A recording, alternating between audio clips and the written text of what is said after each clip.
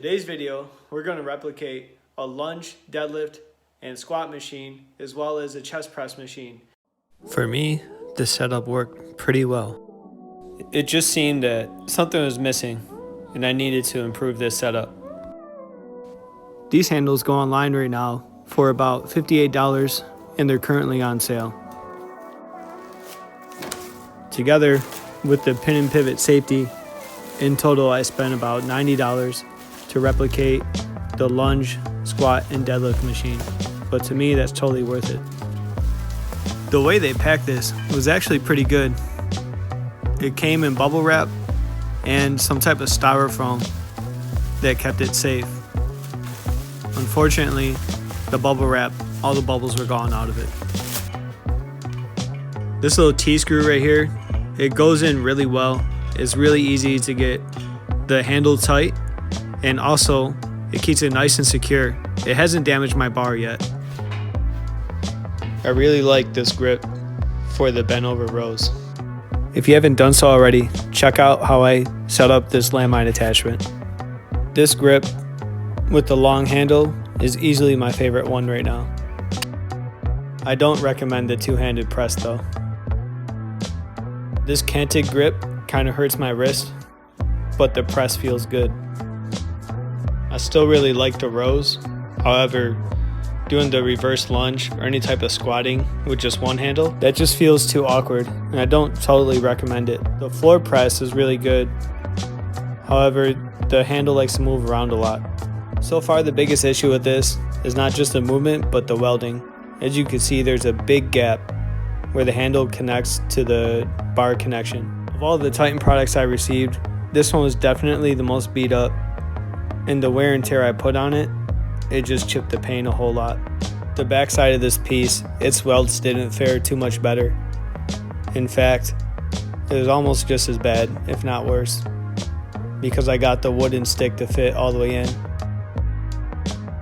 I know it's kind of hard to see, but the rubber stops at the bottom of this, they tend to come out every single time it drops. If having a clean piece of metal with no dents or divots in it is your thing, then this might not be your piece. But for me, I knew what I was getting into when I got this. And on the second piece, the wooden stick had the same outcome. And the welds, they weren't that well put together either. However, for $58, I can't really complain too much. One of the other things I noticed with this is the more I used it, the more this little T screw got stripped. In fact, it became hard to get in and out. The setup that I had inside this area was kind of narrow. It's only about 40 inches wide. And I could do quite a few things, but I felt restricted by this narrow opening inside of the squat rack. However, options for this setup and this squat rack are kind of limited because it's 2x2 and there's only holes in the front and back of each post. The lifts felt great, and if I wasn't trying to do any outward movements, I had no difficulty at all performing them. In fact, the setup that I have right now should be great for most people. Before we move on with this video, I just want to point out the differences between these gnarly grip handles and the Viking press. As you can see, there's a clear difference with the way that they're secured to your bar, as well as the gnarly grips come in a 2-pack, where the Viking press is just one. With the gnarly grips, you get more hand placement opportunities for workouts.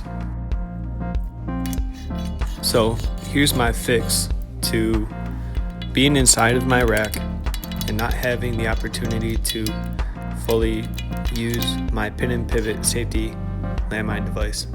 The spring clip that I had, it didn't fit. This is 1/2 inch Schedule 40 pipe that I got from curbside pickup. So the way I fixed it is just putting electrical tape around it and then securing the spring clip. And now it fits really snug on there, and it makes it a little bit more safer to use.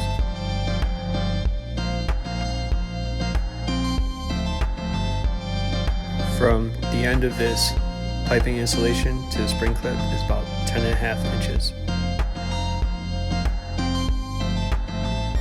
Through trial and error, I learned that these straps weren't exactly the best idea because I did want to use some heavy weight.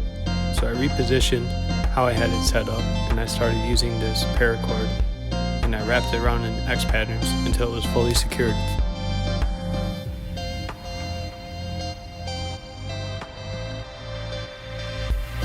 Don't forget to like this video and subscribe to my page.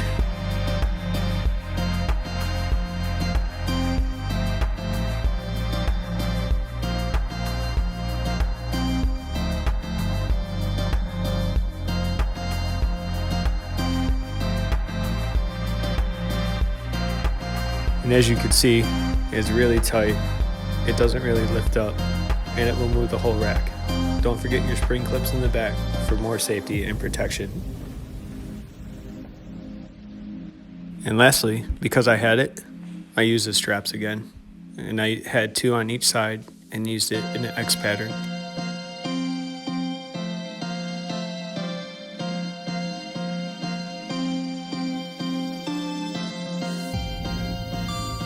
Also, one of my bars is longer than the other, so I just took extra paracord that I had and wrapped it around it to equal out the length to be able to use this.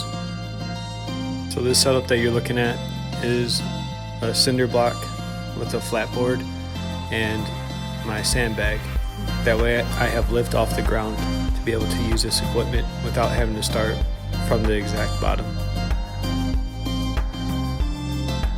So with this setup, I'm further away from my rack. I get to use more space.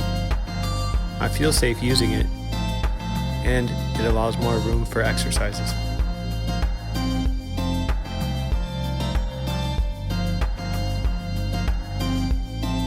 From using these machines in the past, I feel like I've replicated them and their movements to the best of my ability.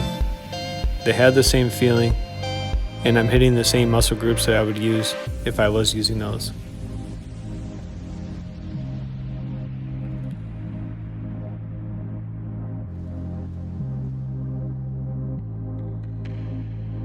This test was conducted over a multi-day period with plenty of learning opportunities. As you can see, I replaced the sandbag with a 35-pound weight. The pipe insulation is soft and allows for movement back and forth. It hasn't ripped, however it has indented and will have to be replaced with time. You can get all these materials shipped to you, or you could buy it online and do curbside pickup. For me, my preference was the Home Depot and Titan. Everything was shipped to me, or I had someone do curbside pickup for me. Don't forget to like this video and subscribe to my page, and I'll talk to you next time.